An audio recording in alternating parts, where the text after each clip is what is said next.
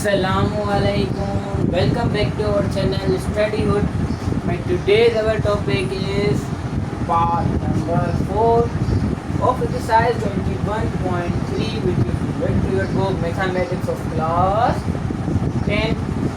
रुक जाओ कमेंट्स मत करना कि भाई 3 क्वेश्चन कहाँ गया, डायरेक्ट 4 आ गया है, मैं 3 ढूंढ रहा हूँ, नहीं मिल रहा है, यहाँ ढूंढ रही हूँ भाई। पहले 3 में मत जाना, ठीक है ना। पहले हमारा ये सवाल है, उसके बाद नंबर 3 होगा, ठीक है।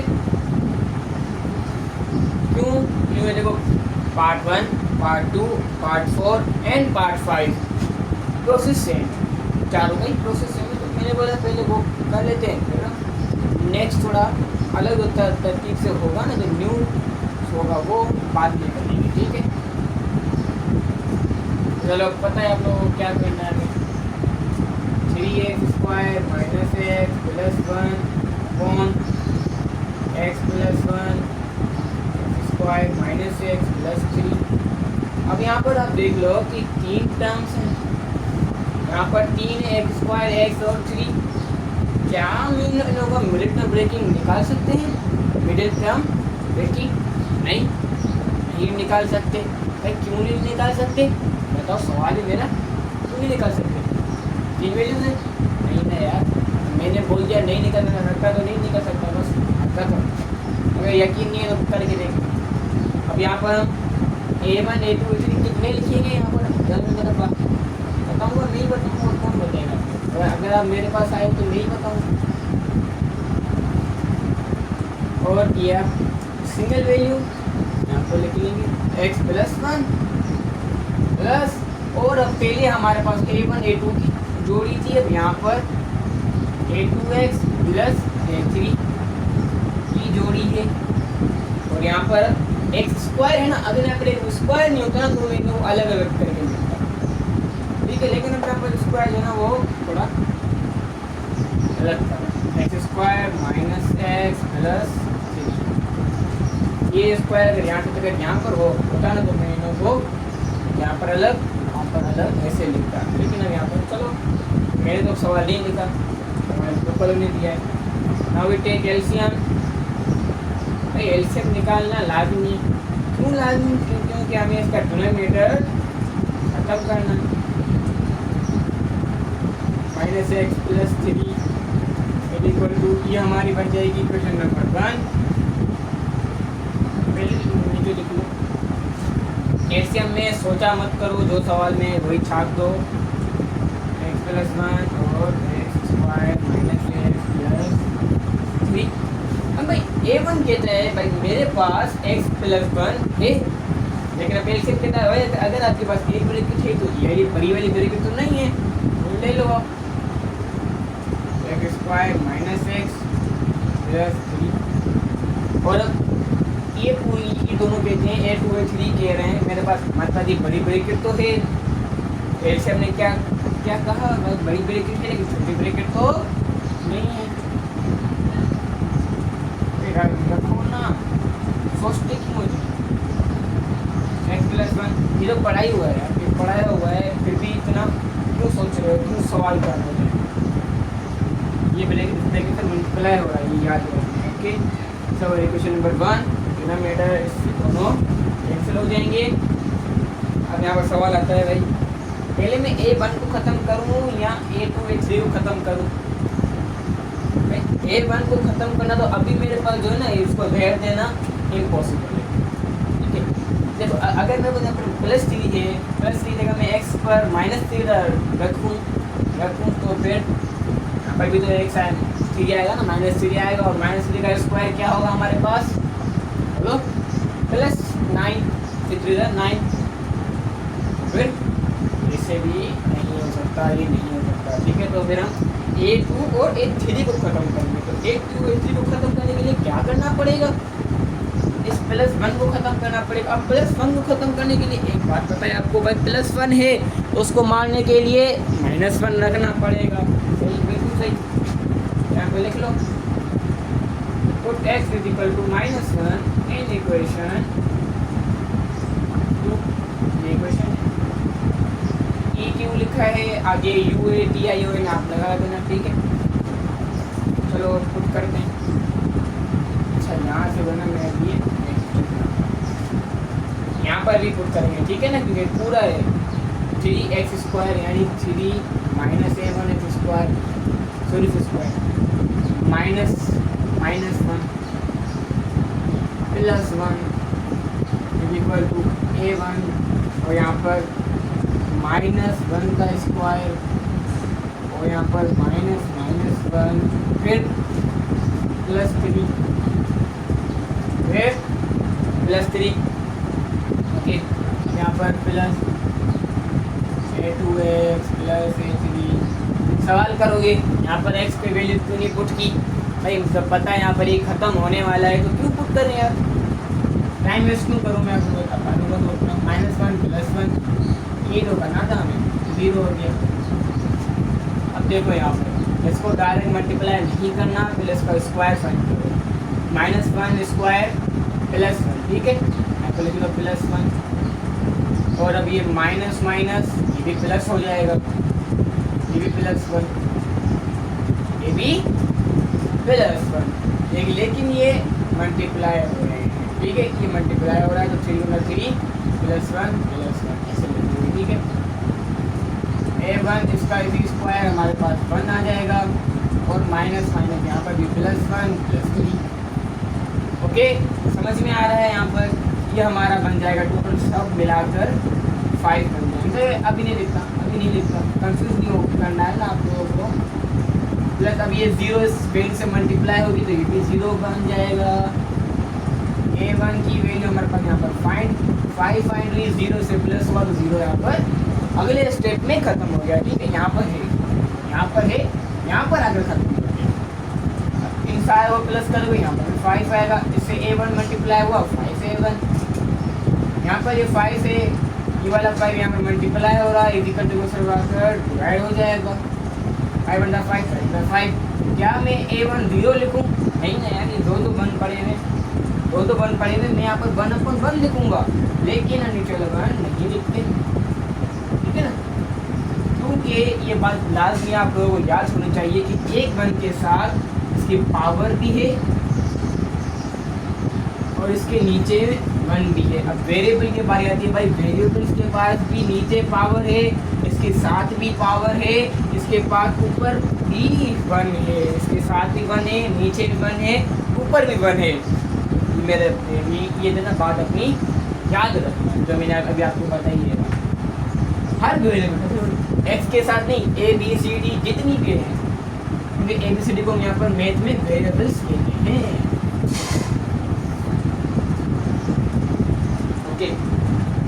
और बताओ भाई a1 हमारा फाइंड हो गया, आया a1 1 ही है।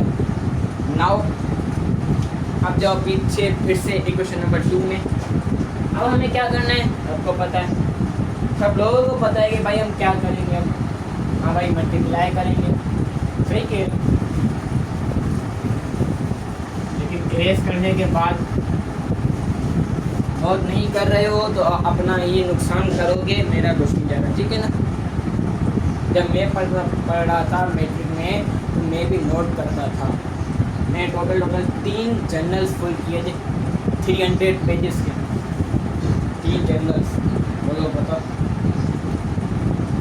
लेकिन तो इतना समझ में आया ना, अगर वो नहीं समझता मैं उस वक्त तो मेरे पास ये समझ में नहीं आता। चलो मल्टीप्लाई करना है, 3x² -x + 1 इक्वल टू इस a1 को इस ब्रैकेट से, इस ब्रैकेट को इस ब्रैकेट से ओनली मल्टीप्लाई, यहाँ पर लिख रहा था multiply a1x² answer is a1x² और plus minus a1x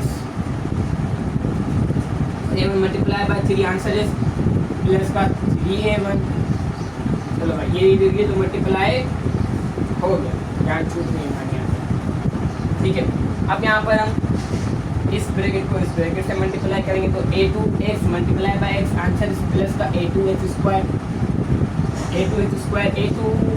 multiply by 1 answer is यही आएगा a2x A3 multiply by x answer is plus A3 और A3 multiply by 1 answer is यहाँ पर एक्स लगा हुआ है A3। ठीक है, सही लिखा है सब? हाँ भाई सब सही लिखा है। अब तरतीब दे दो एक्स वाली वैल्यूज़ को एक्स वाली वैल्यूज़ के साथ और एक्स स्क्वायर वाली वैल्यूज़ को एक्स स्क्वायर वाली वैल्यूज़ के साथ। मेरा एक्स स्क्वायर A1 माइनस ए वैसे सॉरी ये लिखना यार, ए स्क्वायर लिखना है मुझे, ए स्क्वायर ये यहाँ पर मैंने कॉमन भी निकाल दिया एक साथ साथ, यहाँ पर एक्स भी कॉमन आ जाएगा मेरे साथ। A1 और मेरे पास एक्स ये रहा प्लस का A2। देखो ये बातें मैंने सिखाई हुई है तो मैं हर बार जो है ना बार बार ये स्टेप नहीं करूँगा। ठीक है, तो एक चीज़ सिखा दी तो बार बार क्यों करें। ये भी लिखा हुई है इसकी बारी प्लस का A3। ठीक है, और बाकी जो सिंगल वैल्यूज़ हैं उनको ताकि फिर टू वहाँ पर 3A1 और क्या बचा प्लस A3। भाई किसको इक्वेट करेंगे?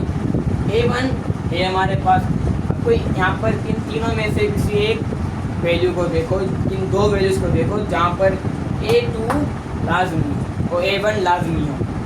देखो यहाँ पर है A1, यहाँ पर A1 है, यहाँ पर हम A1 रख कर A3 मालूम कर सकते हैं। ठीक है, और यहाँ पर देखो यहाँ पर x वाली वैल्यू उसके पास A1 है, A2 मालूम हो जाएगा लेकिन A3 कहाँ मिल जाएगा, तो फिर x को तो हम नहीं उठाएंगे। ठीक है, लेकिन इस कांस्टेंट यानी सिंगल वैल्यूज़ को उठा सकते हैं। लेकिन अब यहाँ पर एक्स स्क्वायर के पास A1 है, A2 मालूम करना तो पहले A2 मालूम कर दे, फिर से कहते ना भाई A1 फिर A2 फिर A3। ठीक है ना, और अब इसको ऐसे साथ साथ लिखा है माइनस एक्स प्लस इसको मिलाएंगे। अब तो इक्वेट करना है ना यार, देखो equating like term of x square square A1 minus A2 is equal to A square 3A square. ये एक्स स्क्वायर इस एक्स स्क्वायर से खत्म हो गया। A1 की वैल्यू हमारे पास 1 फाइंड हुई थी, minus A1 is equal to 3। ये यहाँ पर माइनस हो रहा है लेकिन 1 प्लस का है। 1 देख लो 1 प्लस का है लेकिन हो रहा माइनस है। ठीक है ना, तो वहाँ पर जाकर माइनस होगा लेकिन 1 तो प्लस का था, सॉरी वहाँ पर जाकर प्लस होगा लेकिन 1 प्लस का था तो 1 की साइन चेंज होगी। ठीक है ना, ये बात याद रखना। ठीक है, इतनी सी मिस्टेक्स की वजह से ना आपका पूरा सवाल गलत हो सकता था। ठीक है, A2 भी फाइंड हुआ, एक प्लस का 2 क्यों फाइंड हुआ, ये हमारे पास बड़ी वैल्यू भी प्लस की थी। भाई समझ में आया? समझ में आया? देखो इरेज नहीं कर, नोट नहीं कर रहे हो तो नोट कर लो, मैं इरेज कर रहा हूँ। ठीक है, देखो कर दिया ना मैंने इरेज, कर दिया मैंने इरेज। यहाँ पर एक्स स्क्वायर हटाकर क्या लिखूँ मुझे बताओ, एक्स लिखूँ भाई A1 A2 A1 A2 हमने फाइंड कर दिया, A3 को हम आसानी से फाइंड कर सकते हैं लेकिन लेंथी होगा ना यार, 3 है लेंथी होगा। क्यों ना मैं इसको उठा दूँ, 2 वैल्यू है सिंगल वैल्यू काम खत्म कर दूँगी। लटके हैं यहाँ पर लिखो कांस्टेंट CONSTANT। ठीक है, यहाँ पर plus 3A1 plus A3 is equal to यहाँ पर कांस्टेंट वैल्यू प्लस 1 है। ओके, समझ में आ रहा है ना? समझ में नहीं आ रहा तो अभी के अभी कमेंट करो। ठीक है ना, अभी के अभी कमेंट करोगे, आफ्टर 10 मिनट्स आपके पास नोटिफिकेशन आ जाएगा कि भाई study hood is live. Okay चलो करें, अब 3 की वैल्यू यहाँ पर पड़ी हुई है, A1 की वैल्यू हमने 1 फाइंड की, 3 मतलब दिया जाएगा। A1 को हमने ऐसे ही खत्म कर दिया, plus A3 is equal to 1। अब यहाँ पर 3 प्लस का है, प्लस चलो ठीक है, यहाँ पर प्लस हो रहा है, इक्वल टू हो जाकर बताओ माइनस हो जाएगा, इससे माइनस होगा, इनसे माइनस होगा। A3 मेरे मन को माइनस करो, आंसर इज 2, लेकिन माइनस का 2। A2 भी माइनस हुआ था, A2 भी 2 ही आया था, लेकिन A3 भी 2 आया है। फ़र्क क्या है इन में? वो माइनस का है और प्लस का है, बस।